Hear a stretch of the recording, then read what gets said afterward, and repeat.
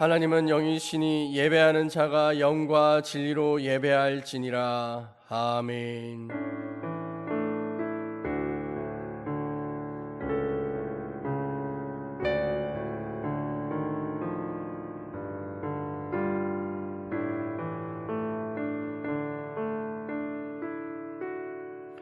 만군의 여호와여, 주의 장막이 어찌 그리 사랑스러운지요.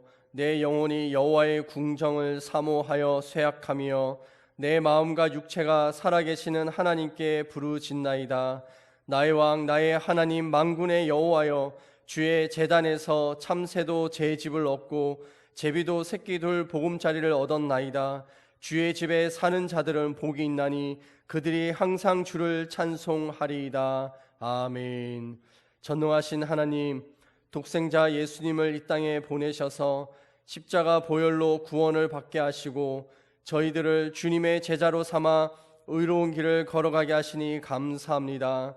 그 은혜로 한 주간 주님과 더불어 승리의 삶을 살게 하시고 오늘은 구별하신 날 주일임을 잊지 않게 하시고 하나님 앞에 예배하게 하여 주시니 감사합니다. 허물을 자복할 때 용서해 주시고 간절한 소원을 아랠 때 귀를 기울여 응답하시고 마음을 다해 찬송할 때 기쁘게 받아 주옵소서. 우리가 드리는 모든 찬송과 기도와 예물이 주님 앞에 향례가 되게 하여 주옵소서. 영광을 성삼위 하나님께 올려드리오며 예수님의 이름으로 기원하옵나이다. 아멘. 성시교도 57번 시편 130편 말씀입니다.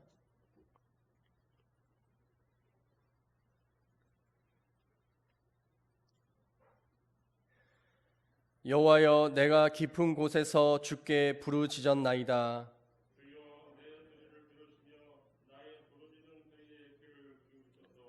여호와여, 주께서 죄악을 지켜보실진대 그러나 사유하심이 주께 있음은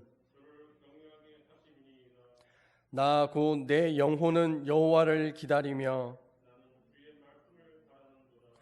파수꾼이 아침을 기다림보다 내 영혼이 주를 더 기다리나니 이스라엘아, 여호와를 바랄지어다.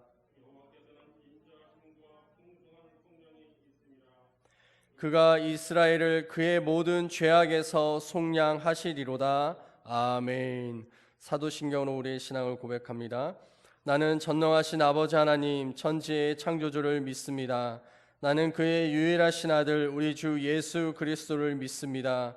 그는 성령으로 잉태되어 동정녀 마리아에게서 나시고 본디오 빌라도에게 고난을 받아 십자가에 못 박혀 죽으시고 장사된 지 사흘 만에 죽은 자 가운데서 다시 살아나셨으며 하늘에 오르시어 전능하신 아버지 하나님 우편에 앉아 계시다가 거기로부터 살아있는 자와 죽은 자를 심판하러 오십니다.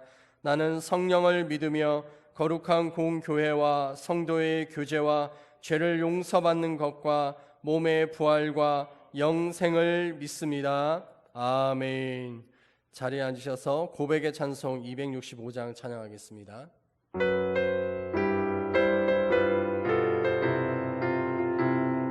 주 십자가를 지심으로 죄인을 구속하셨으니 그 피를 보고 믿는 자는 주님의 진노 면하겠네.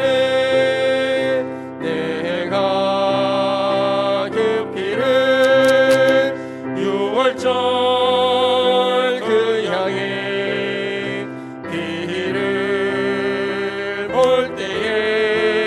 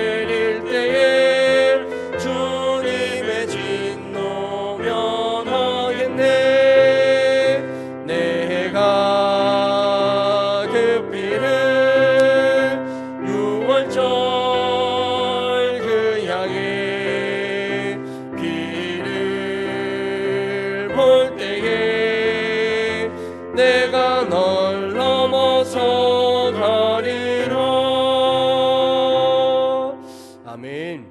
우리 시간 함께 고백의 기도를 드리겠습니다.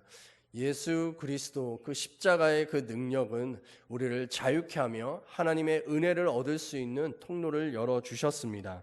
그 십자가를 오늘 이 예배를 통하여 더욱 붙잡을 수 있는 우리가 되게 해주시고, 또한 우리가 붙잡으려고 하는 세상에 다른 어떤 무엇이 있다면 주여 용서하여 주시옵소서라고 하는 회개의 기도를 우리 함께 주여 일창하고 기도하겠습니다. 주여 할렐루야. 하나님 아버지, 예수 그리스도 그 십자가는 우리를 모든 억물려 있었던 죄악에서부터 자유케 하였던 능력이었습니다.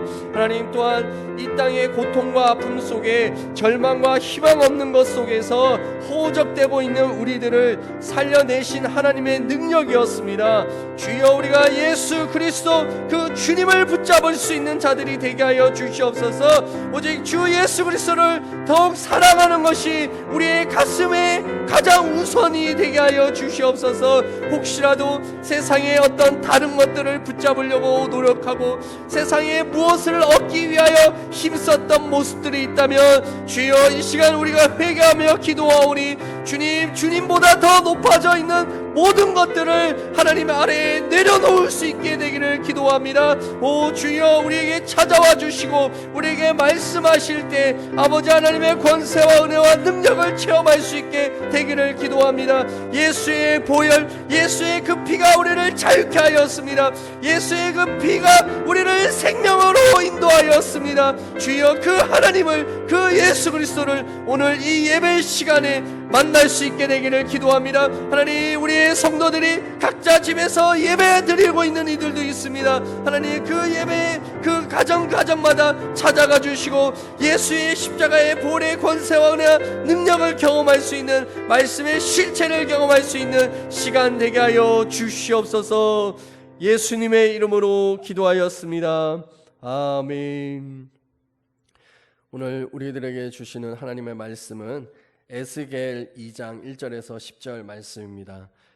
제가 가진 성경으로는 구약 성경 1152쪽에 있습니다.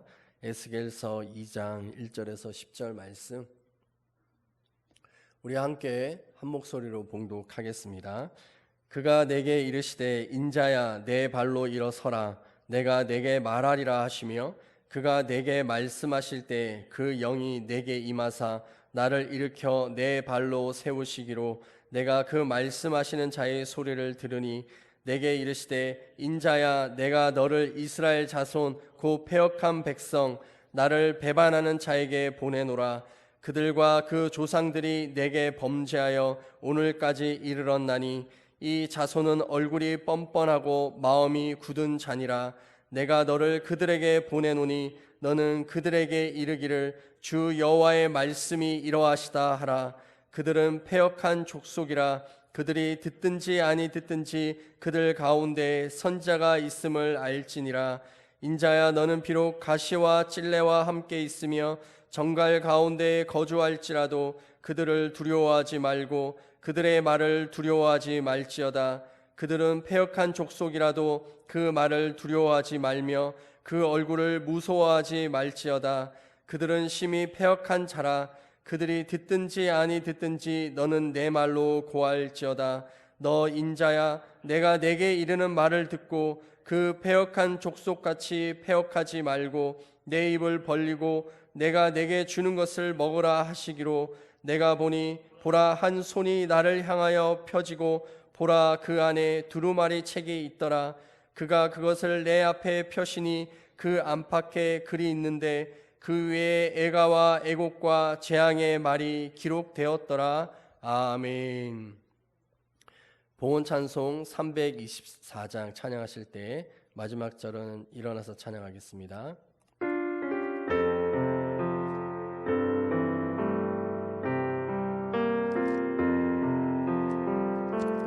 예수 나를 오라 하네. 예수 나를 오라 하네. 어디든지 주를 따라 주와 같이 가려네. 주의 인도하심 따라 주의 인도하심 따라 어디든지 주를 따라 주와 같이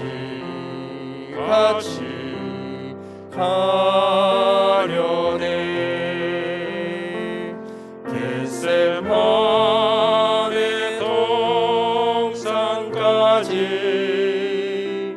주와 함께 가려 하네. 피땀 흘린 동산까지 주와 함께 가려네.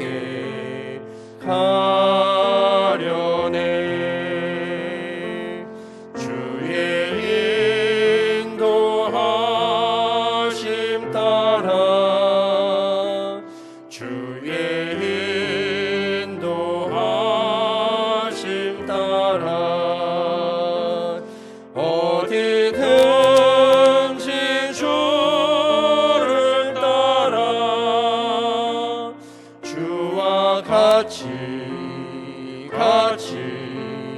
가려네. 심판하실 자리까지 주와 함께 가려 하네. 심판하실 자리까지 주와 함께 가려네. 주의 인도하심 따라 주의 인도하심 따라 어디든지 주를 따라 주와 같이 가려네. 주가 크신 은혜 내려 나를 항상 돌보시고 크신 영광 보여주며 나와 함께 가시네. 주의 인도하심 따라 주의 인도하심 따라 어디든지 주를 따라 주와 같이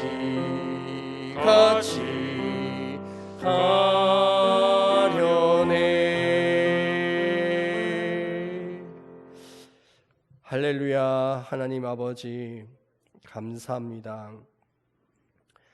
우리의 삶에 세상 끝날까지 함께 하시겠다라고 말씀하셨습니다. 우리를 결코 홀로 두지 않으시겠다 하신 그 약속처럼 우리와 동행하고 계심을 감사합니다. 주님, 우리가 이 작은 예물로 우리의 마음과 우리의 사랑을 하나님 앞에 표현합니다. 우리가 더 많은 것을 가지고 있지만 그러나 이 조그만한 것이 우리의 전부인 것을, 우리의 모든 것인 것을 고백을 담아 드려오니 주여 받아 주시옵소서. 아버지 하나님의 그 사랑은 우리의 재물에 있는 것도 아니고 우리의 건강에 있는 것도 아니고 오직 아버지 하나님의 그 임재가 우리를 온전히 사랑하고 있다라고 하는 것을 드러내십니다. 그 함께 하시는 그 하나님을 우리의 일상의 삶의 자리에서 누구보다도 더 깊이 있게 체험할 수 있는 우리 한 사람 한 사람들이 되게 하여 주시옵소서. 아버지 하나님, 코로나19가 장기화되어지면서 하나님 너무나 힘들어하고 고통하고 있는 일들이 있습니다. 육신의 질병을 갖고 있는 이들이 더 힘들어하고 있고, 또 갑자기 찾아온 질병으로 인하여 응급실을 찾을 수 없어 이리저리 헤매다가 몇 시간씩 걸려서 겨우 병원에 가지만 그곳에서 청청병력과 같은 소리를 듣는 이들도 있습니다. 오 주님, 또한 우리 연세 있으신 어르신들이 그동안 다녔던 복지관에 갈 수가 없어서, 또 사람들을 만날 수가 없어서 우울증으로 너무나 고통하고 아파하고 힘들어하고 있습니다. 주님, 그 한 명 한 명에게 찾아가 주셔서 주님의 말씀으로 솟게 되는 그 은혜를 경험케 하여 주시옵소서. 하나님, 고통하고 아파하는 이 세상 가운데 하나님이 함께하고 계시는 것을 믿습니다. 하나님도 함께 고통하고 계시고 있음을 믿습니다. 주여, 그들을 다독거려 주시고 힘 주시고 또한 일어날 수 있는 능력 더하여 주시옵소서. 오늘 각자의 가정에서 예배 드리고 있는 성도들이나 또한 삶의 자리에 출근을 해야 돼서 예배할 수 없는 이들조차에게도 거룩한 말씀이신 성령 하나님 한 명에게 찾아가 주셔서 그 심령 속에서 솟아오르는 하나님의 뜨거운 사랑을 가르쳐 주시옵소서. 그래서 넘어지고 좌절하는 마음이 아니라 힘을 얻는 모든 성도들 되게 하여 주시옵소서. 이 자리에 나와 예배하는 성도들에게도 하나님의 무한한 은혜와 감동을 허락하여 주실 줄 믿사오며 예수님의 이름으로 기도하였습니다. 아멘. 자리에 앉으시기 바랍니다. 오늘 설교의 제목을 교회여 일어나 말하라 이렇게 정했습니다. 엠브레인 트렌드 모니터라고 하는 곳에서 설문조사를 했어요. 우리 코로나 재확산이 되기 전 7월 17일 날 20살에서 59살의 남녀 1000명을 무작위로 추출해서 조사를 한 것입니다. 불교와 카톨릭 그리고 개신교에 대해서 일반 시민들은 어떤 감정을 느끼고 있는가에 대한 질문이 있었는데요. 한번 보실까요? 불교와 카톨릭에 대해서 자 보시면 온순하다, 또 뭐 절제하다, 또 친근하다, 뭐 이런 좀 좋은 이런 말들이 불교와 카톨릭 이 신자들에게 있다라고 하는 것을 볼 수가 있습니다. 자, 개신교는 어떨까 한번 볼까요? 개신교는 뭐라고 되어 있습니까? 거리를 두고 싶다, 이중적이다, 사기꾼 같다, 이런 의미가 일반 시민 사람들에게 지금 개신교는 보여주고 있다라는 것이죠. 저는 사실 이 설문조사의 결과를 보면서 아니 어쩌다가 교회의 이미지가 이렇게 나빠졌을까라고 하는 사실 좀 그런 충격을 좀 받았습니다.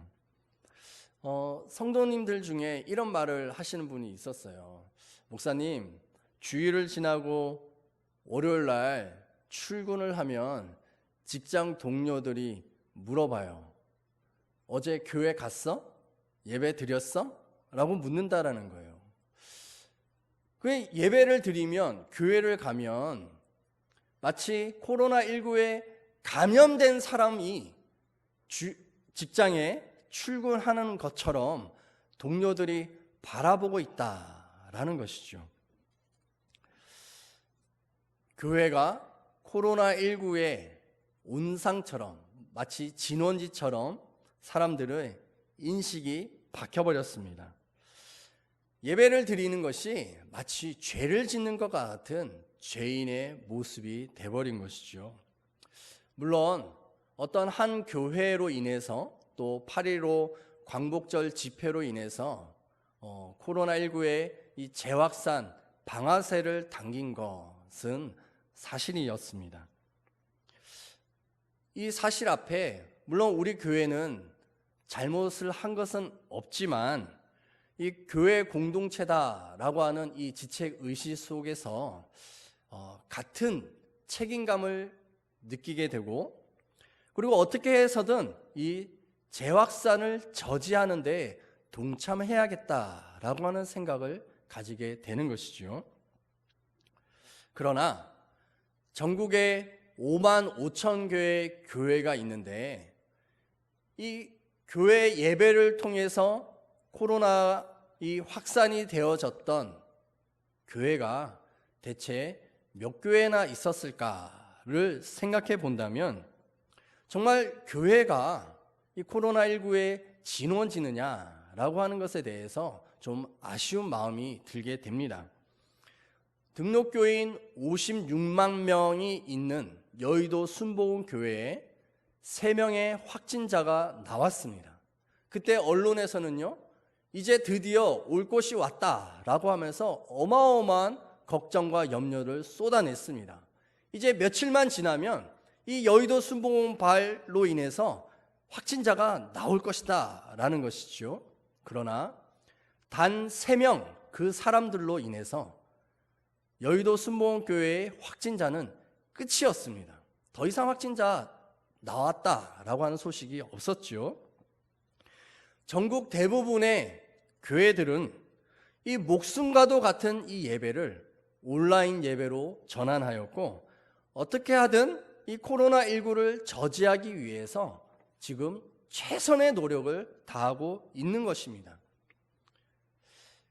일반 시민사회에서 또한 심지어 물론 소수의 사람들이긴 하지만 교인들조차도 교회가 코로나의 온상처럼 싸잡아서 폄하하고 욕하고 손가락질하는 혐오의 대상이 되어 버렸습니다. 이런 상황들 속에서 성도와 또 교회가 너무나 위축되어 버렸다라는 것이죠. 통계에는 나오진 않았지만 작은 교회와 개척교회는 이 어려운 상황들을 지금 견디지 못하고 하나 둘씩 교회를 접어가고 있다라는 것을 또 듣게 됩니다. 되돌릴 수 없는 그런 대세가 돼버린 것이죠. 어쩌면 코로나19가 끝나도 돌아가야 할 자기의 교회가 없어졌거나 또한 느슨해진 신앙으로 인해서 돌아갈 마음조차 없어지는 것이 아닌가라고 하는 것을 생각해 보게 됩니다. 어쩌면 신앙이 가지고서 믿음을 가지고서 하나님을 섬겨야 할 이유와 목적조차도 잃어버리고 결국에는 하나님을 떠나버리게 되지는 않을까라고 하는 이 목회자로서의 걱정을 하게 됩니다. 모든 것이 변화되어 버린 이 충격의 세계에 지금 우리가 살고 있는데요. 지금으로부터 2600년 전에 한 청년이 있었습니다. 바로 에스겔이지요. 여호와께서 강하게 하셨다라고 하는 뜻이었습니다. 제사장 가문의 사람으로 바벨론으로 포로로 잡혀온 지 5년이 되었고 이제 30살 나이가 되었습니다. 당시 제사장 가문의 청년들은요, 20살이 되면 성전에 들락날락하면서 하나님 앞에 예배를 드리는 이 제사의 방법들과 또 그 제물의 그것을 사용하는 법들을 배웠다라고 얘기합니다.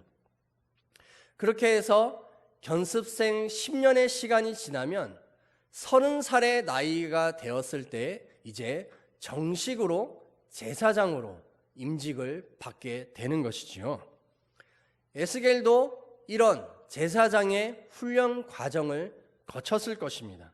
특히 선왕 요시야 왕의 모습을 보면서 그 요시야 왕이 성전 청결 사건과 또한 종교 개혁을 이루면서 하나님 앞에 예배드리는 제사장의 그 모습이 얼마나 영광스럽고 아름다운 것인지 아마도 10대의 어린 시절을 지나왔던 에스겔은 경험하였을 것입니다. 그러나 주전 597년에 에스겔의 나이 25살에 여호야긴 왕과 함께 바벨론으로 포로로 잡혀오게 된 것이지요. 제사장이 될 준비와 그런 훈련을 받고 있었던 5년이 지났던 그 견습의 시간뿐만 아니라 자기가 인생의 목적으로 삼고 하나님을 예배하는 제사장이 될 것에 대한 이 부푼 꿈과 희망들은 포로로 끌려가는 그 순간 모든 것이 와르르 무너져 내리는, 모든 것을 송두리째 빼앗겨 버리는 그런 아픔과 고통을 만나게 되었던 것이었습니다. 예루살렘으로 언제 되돌아갈지 기약이 없이 포로 생활에서 5년이 지난 30살이 되었던 그 에스겔에게 어쩌면 자신에게 끊임없이 질문들을 던지진 않았을까 생각해 보게 됩니다. 에스겔이 자기에게 나는 누구인가? 나는 제사장인가? 아니, 예배 드릴 성전도 없는데 제사장일 수 있는가? 나는 그렇다면 이 바벨론 포로에서 어떻게 살아야 하는 것인가? 대체 내가 하나님 앞에 무엇을 잘못했기에 이런 고통을 주실 수 있단 말인가? 하나님은 살아 계시기는 한 것일까? 라고 하는 이런 답을 찾을 수 없는 수많은 질문들을 자기 자신에게 또한 하나님에게 드리지 않았을까 생각해 보게 됩니다. 이 질문 앞에서 하나님은 침묵하셨다라는 것이죠. 이런 사이에 이스라엘 백성들 포로로 잡혀왔던, 그리고 예루살렘 그 이스라엘에 살고 있었던 그 모든 백성들은 자기만이 살기 위한 자기의 방법, 자기의 생각으로 하나님에 대해서는 관심도 없고 하나님을 사랑하지도 않고 또한 무관심한 모습으로 살아가게 됐다라고 하는 것을 성경은 말해주고 있습니다. 이 모습을 오늘 본문에서는 패역한 백성, 패역한 족속, 패역한 자다라고 말씀하시고 있는 것이죠. 자, 무엇이 패역한 것일까? 이사야 30장 9절 말씀 우리 함께 읽어보겠습니다. 대저 이는 패역한 백성이요 거짓말하는 자식들이요 여호와의 법을 듣기 싫어하는 자식들이라. 패역한, 거짓말, 듣기 싫어한 이 모든 것은 다 같은 말이다라는 것이죠. 오늘 이 패역한 이들에 대해서 본문은 바로 4절에 이와 같이 표현하고 있습니다. 이 자손은 얼굴이 뻔뻔하고 마음이 굳은 자니라. 하나님을 향해 식어버린 마음, 하나님을 사랑하지 않는 그 마음, 하나님에 대해서 관심조차 없는 그 마음, 그것이 바로 패역한, 하나님의 말씀을 듣기 싫어하는 뻔뻔한 마음이 굳은 자들이다 라고 하는 것이죠. 어쩌면 이런 사람들도 하나님 앞에 하나님 나에게 이런 거 해주세요, 하나님 나에게 이렇게 응답해 주세요 라고 기도했지만 하나님께로부터 아무것도 얻지 못하게 되었을 때 하나님을 향하여 원망과 불평을 쏟아내는 사람들이었을 것이다 라고 하는 것을 알 수 있는 것이죠. 이런 사람들의 행동이 나오는데 바로 6절 말씀에 가시와 찔레와 정갈 같다라고 말하고 있습니다. 하나님을 향하여서 또한 믿는 사람들을 향하여서 찌르고 고통스럽게 상처를 후벼 파는 사람들이었다라고 말하는 것이죠. 바벨론 포로로 끌려왔던 이스라엘 백성들 중에 이와 같은 사람들이 있었다라고 할 뿐만이 아니라 바벨론 정복자들마저도 이 믿음의 사람들을 향하여 조롱하고 비아냥거렸다라고 성경은 말하고 있습니다. 우리 시편 137편 1절에서 4절 말씀 우리 함께 읽어보겠습니다. 우리가 바벨론의 강변 곳곳에 앉아서 시온을 생각하면서 울었다. 그 강변 버드나무 가지에 우리의 수금을 걸어 두었더니 우리를 사로잡아온 자들이 거기에서 우리에게 노래를 청하고 우리를 짓밟아 끌고 온 자들이 저희들 흥을 돋구어 주기를 요구하며 시온의 노래 한 가락을 저희들을 위해 불러보라고 하는구나. 우리가 어찌 이방 땅에서 주님의 노래를 부를 수 있으랴.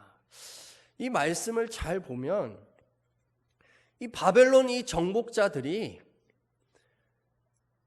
예루살렘에서 잡아온 이 제사장들과 같은 이 사람들에게 자기들의 유희와 즐거움과 이 술을 마시면서 비웃고 또한 하나님께 제사 드릴 때 불렀던 그 찬양과 그 경배의 그 노래들을 자기들의 그 술자리에서 한번 불러보라 라고 요구하고 있었던 것이죠.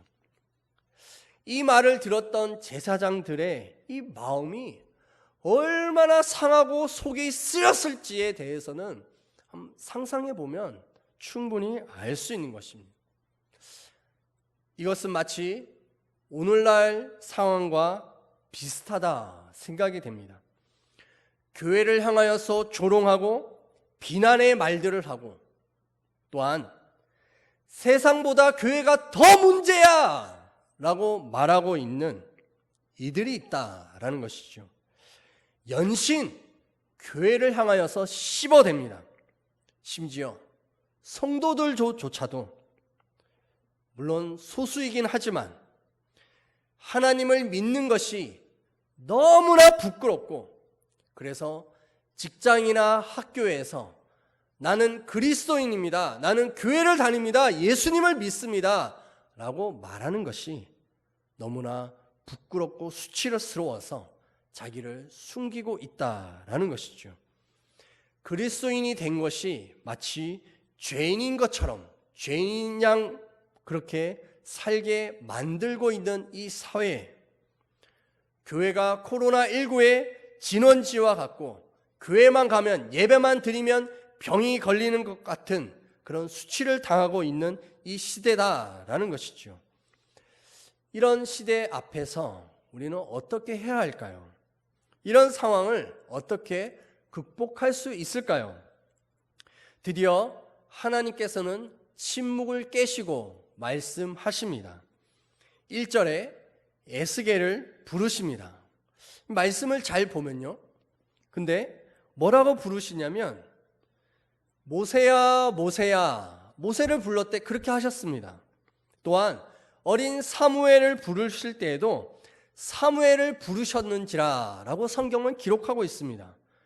그러나 하나님께서는 에스겔을 부르실 때 에스겔아 에스겔아 라고 부르지 않으시고 인자야 라고 부르셨다라는 것이지요. 인자, 이 인자라고 하는 이 표현은요, 예수님께서 자기 자신을 말씀하실 때 인자다라고 말하였습니다. 또한 다니엘서에 보면 인자 같은 이가 하늘 구름을 타고 오신다라고 하시는 메시아를 상징하는 말이 바로 인자다라는 말이었습니다. 그러나요, 이 에스겔에서는 인자야라고 하는 이 말은 히브리어로 벤 아담이라고 하는 단어를 쓰는데요, 이 단어는 사람의 아들아, 인간아, 너무나 나약하고 혼자서는 아무것도 할 수 없는 오늘 있다가 내일 죽는 그런 허무한 존재로서의 인자야 라고 하는 뜻이라는 것이죠. 오늘 피었다가 내일 지는 꽃같이 풀처럼 그렇게 시들어 버리는 그런 존재들이다 라는 것입니다. 정말 그렇습니다.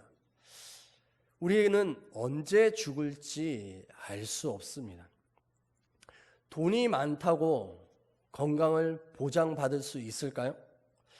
밤에 자러 들어갔다가 아침에 못 깨어날 수도 있는 것이지요.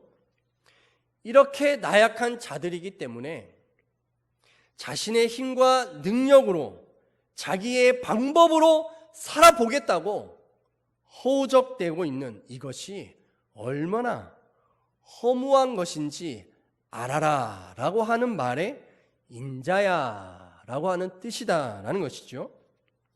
그런데요, 이런 인자에게 하나님의 영 성령이 들어오셨다라고 말씀하고 있습니다. 우리 2장 2절 함께 읽어보겠습니다.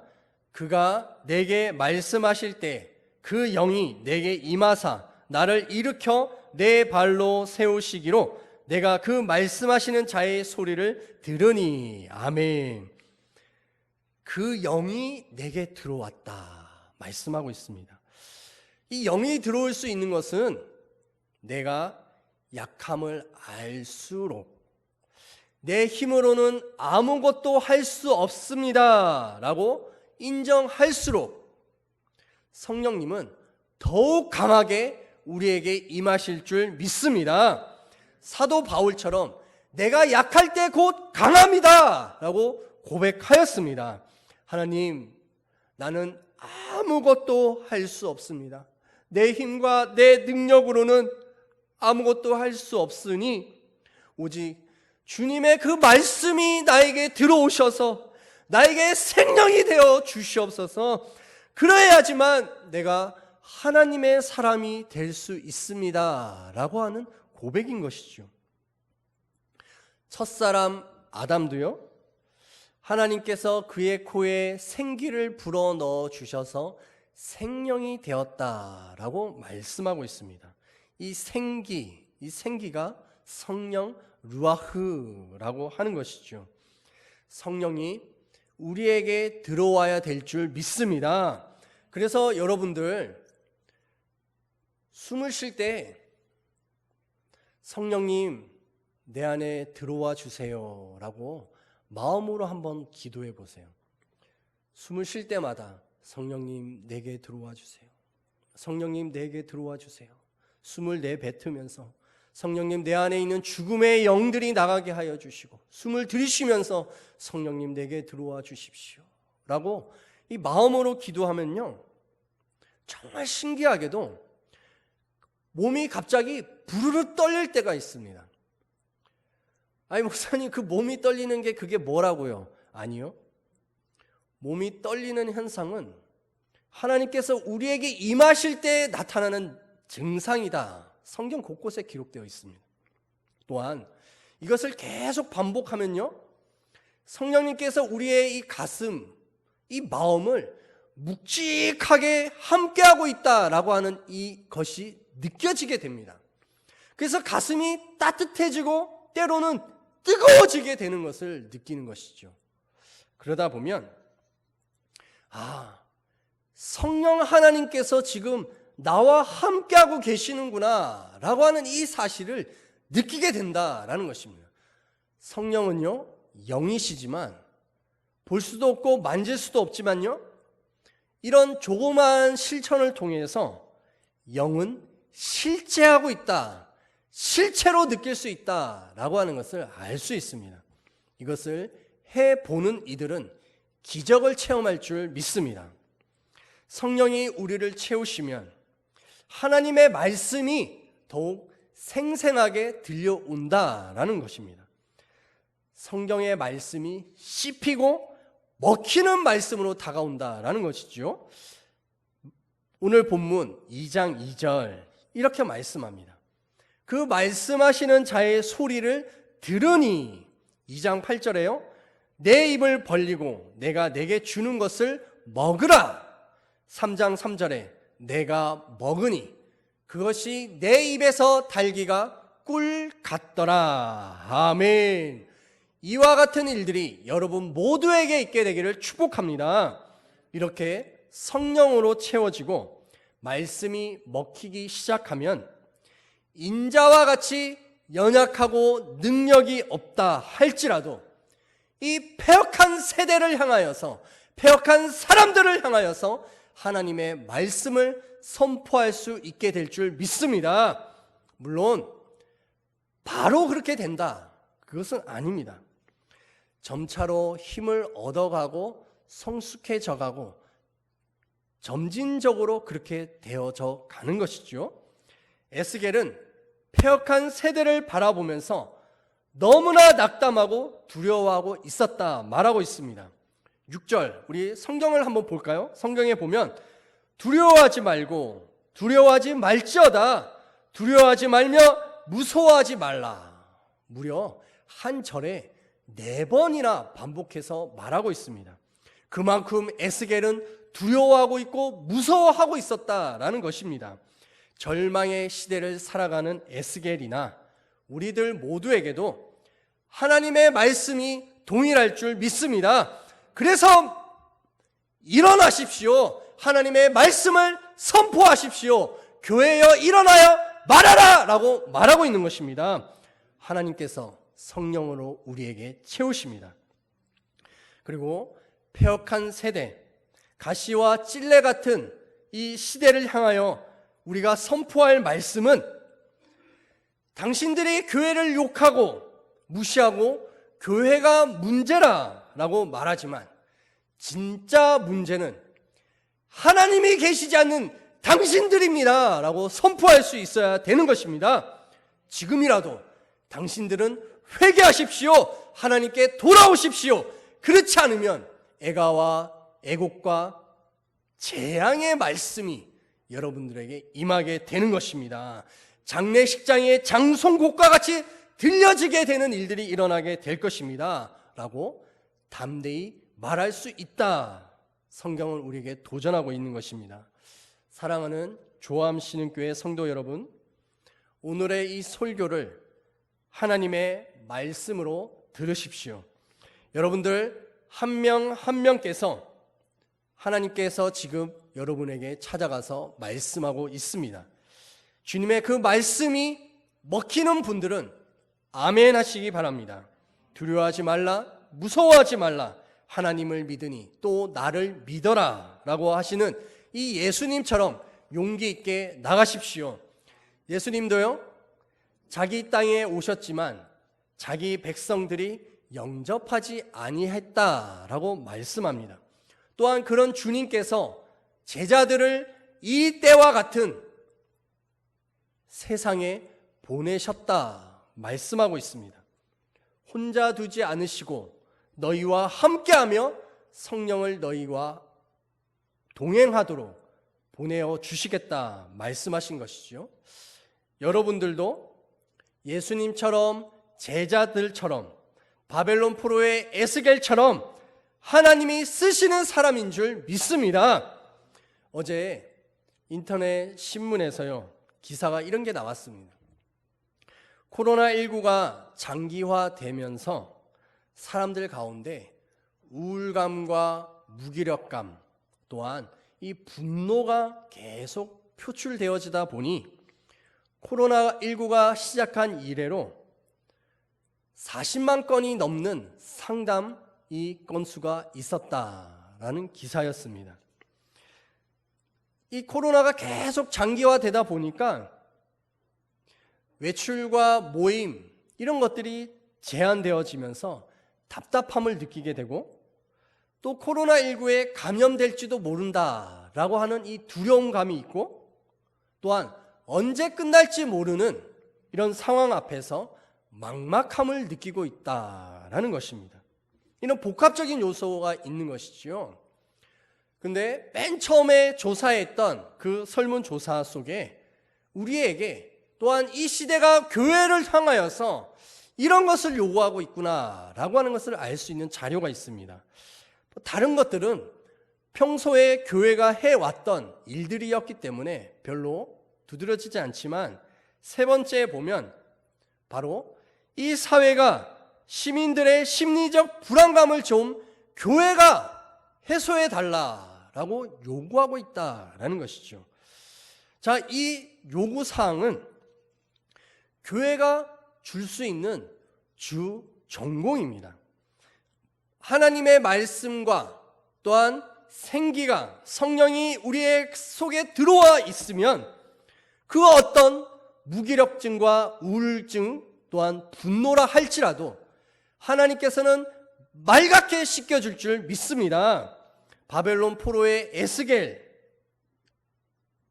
같은 사람이라 할지라도 하나님께서는 제사장이 아니라 선지자로 세우셨던 것처럼 교회도 이 시대를 향하여 선지자와 같은 목소리를 낼 수 있다면 얼마든지 이 사회를 치료하고 회복하고 고칠 수 있는 곳이 될 줄 믿습니다. 구한말 일제 제국의 총과 칼 앞에서 아무것도 할 수 없었던 조선이었습니다. 그러나 그 일제시대의 강압 앞에 희망도 꿈도 꿀 수 없었던 민족을 향하여서 독립운동과 계몽과 또 개학을 통하여서 사람들을 가르치고 그들을 이끌어내었던 곳이 바로 교회였습니다. 공산당의 죽창과 인민재판으로 무고하게 죽어갔던 공포의 그 시기를 맞닥뜨려서 자유 대한민국을 위하여 피 흘렸던 곳이 바로 교회였다라는 것입니다. 경제 발전을 위해서 이 나라가 힘을 쓸 때 전국 방방곳곳에 있었던 교회들마다 새벽에 통성으로 하나님 앞에 기도하였고, 여의도 광장에서 100만 명이 넘는 성도들이 모여서 하나님을 부르짖고 하나님 앞에 회개하며 기도하였던 그 교회, 이런 위대한 교회, 하나님의 영광의 교회, 복음으로 세상을 바꿀 수 있는 이 교회를 향하여서 하나님이 말씀하고 있습니다. 교회여 일어나 말하라, 교회여 외쳐라 라고 하고 있는 것이죠. 세상을 주관하시는 하나님께서 오늘도 살아 계시고 역사하시며 교회를 통하여 세상을 섬기도록 하고 계시는 것입니다.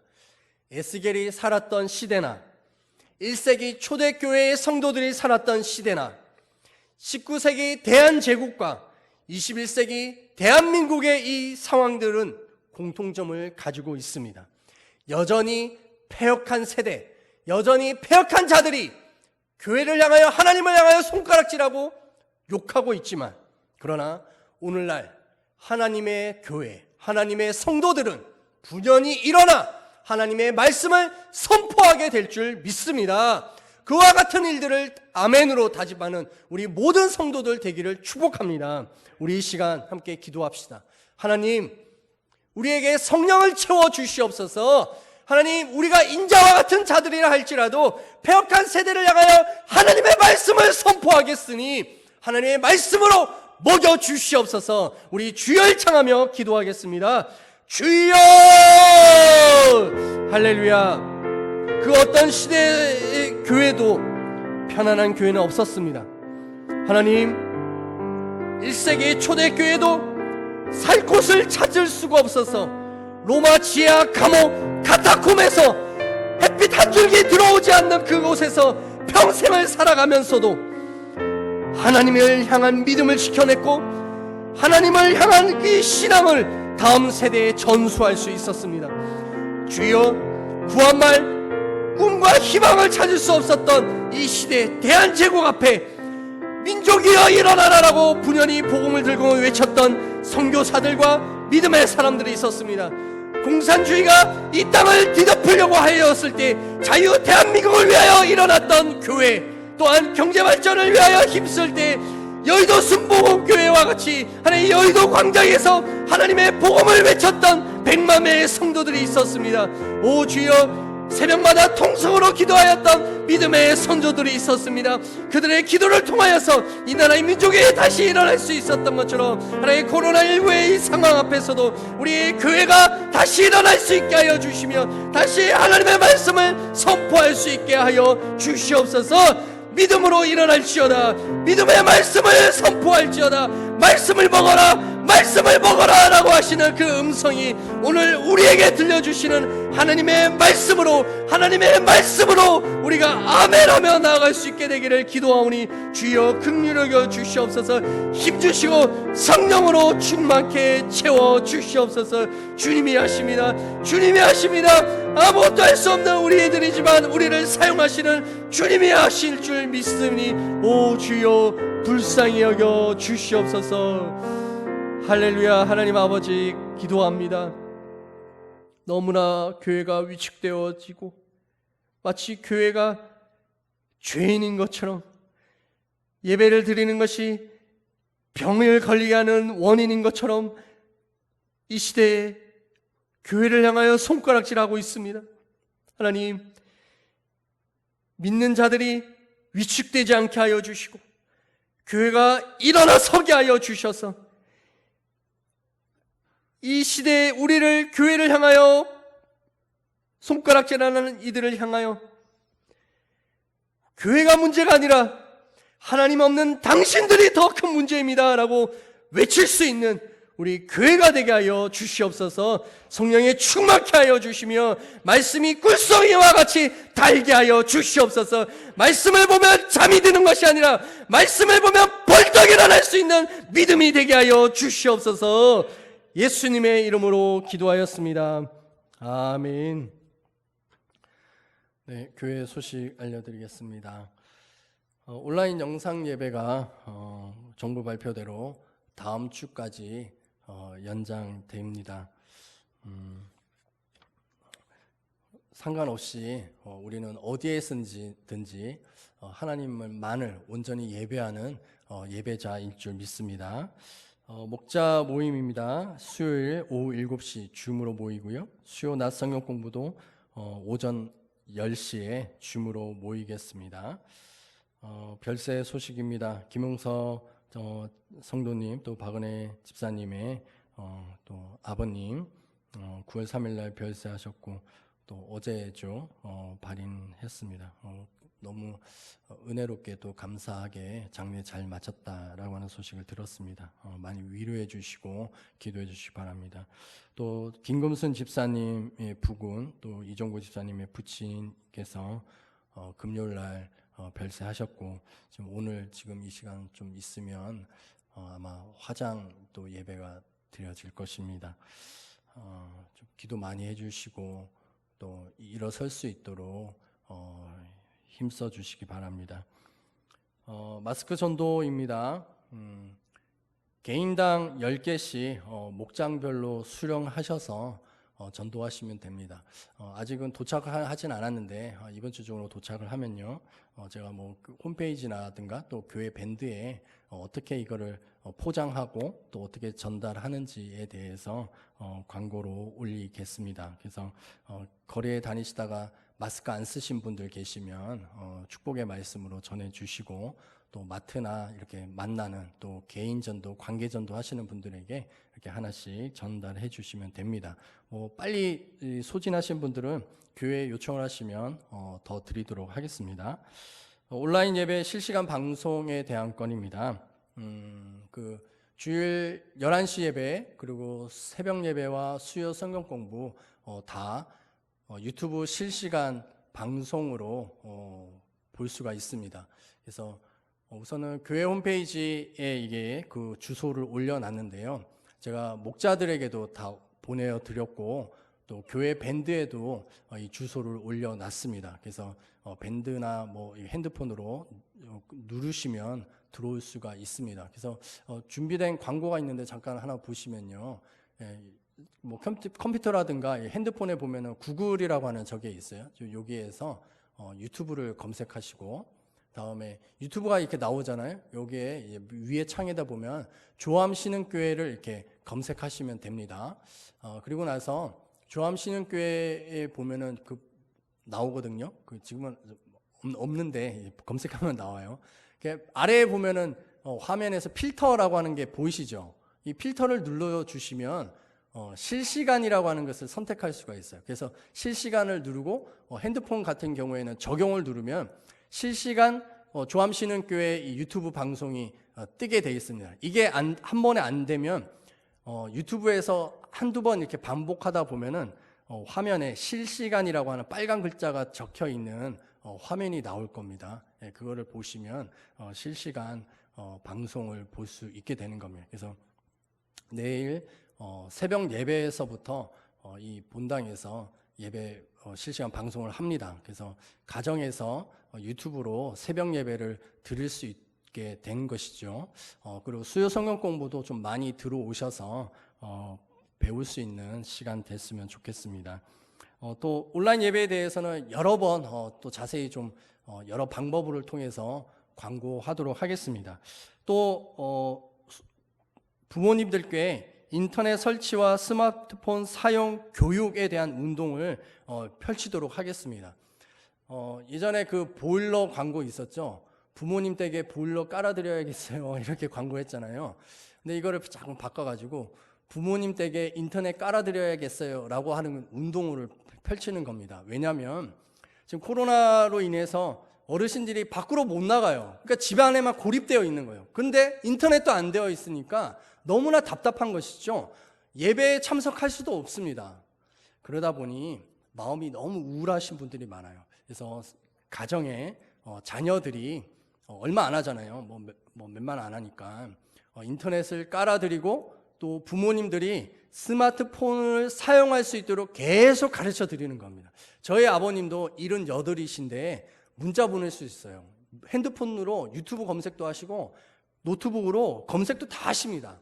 제가 집에 가면은 전에도 가르쳐 드렸던 거 또 가르쳐 달라고 얘기해요. 모르시고 까먹었다고. 그래도 계속 가르쳐 드립니다. 그러다 보니까 78이 되셨음에도 불구하고 다 할 수 있으세요. 예. 못한다 생각하지 마시고 충분히 할 수 있습니다. 앞으로 20년, 30년을 더 살아야 될 어르신들이에요. 정보화 사회 속에서 이 정보화에 소외되면 너무나 고통스러운 시대가 이제 점점 더 다가와 있습니다. 그래서 우리 어르신들에게 이 인터넷, 이 정보화 접할 수 있도록 인터넷 깔아드리고 핸드폰 사용 방법 가르쳐드리고 이 운동 펼칠 것입니다. 우리 성도님들, 그래서 우리 조암신흥교회 어르신들은 한 분도 빠짐이 없이 다 혜택 누릴 수 있게 되기를 기대합니다. 9월 북토크입니다. 침묵 엔도 슈샤쿠, 일본 작가인데 홍성사 출판사에서 나왔습니다. 너무나 좋은 책이고 이 책을 읽으시면서 이 코로나19의 시대 속에서 하나님은 무슨 일을 하고 계시는가, 또 뭐 몇 년 전이죠. 세월호 사건 속에서도 하나님은 무슨 일을 하고 계셨는가, 고통의 시대 속에서 하나님은 대체 무슨 일을 하고 계시는가 라고 하는 이런 질문에 대한 답을 얻을 수 있는 그런 책입니다. 그래서 침묵이라는 책 또 술술 잘 읽혀지는 소설이기 때문에요. 모두들 다 사보시고 그렇게 좀 은혜 받을 수 있는 시간이 되었으면 좋겠습니다. 정오의 1분 기도운동 그 기도 제목 있죠. 계속 기도해 주시고 우리 기도가 깨어있는 교회로 계속해서 살아 역동했으면 좋겠습니다. 우리 자리에서 일어나셔서 폐송과 축도로 예배를 마치겠습니다.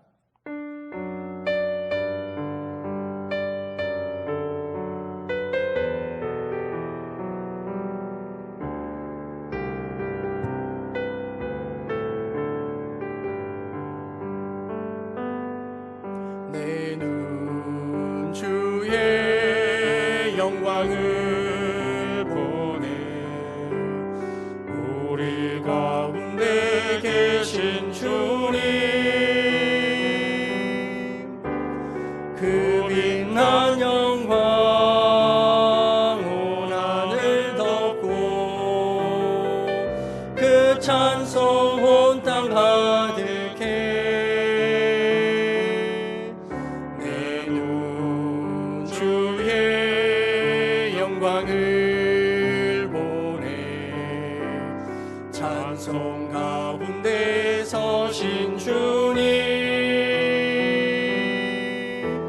주님의 얼굴을 온 세상 향하네.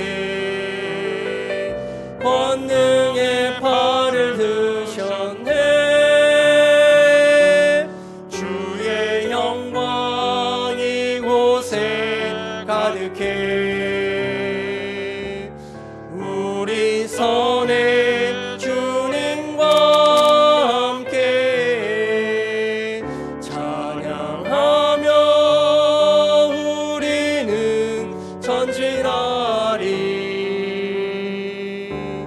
모든 열방 주 볼 때까지 주의 영광 이곳에 가득해. 주의 영광 이곳에 가득해. 우리 선에 주님과 함께 찬양하며 우리는 전진하리. 모든 열방 주 볼 때까지. 이제는 우리 주 예수 그리스도의 은혜와 하나님 아버지의 무한하신 사랑과 성령의 교통하심이 오늘 이 자리에 하나님 앞에 예배하며 다짐하며 나아가는 모든 성도들의 삶의 자리마다, 또한 사랑하는 자녀들의 삶의 곳곳마다 지금부터 영원까지 함께하기를 축원하옵나이다. 아멘.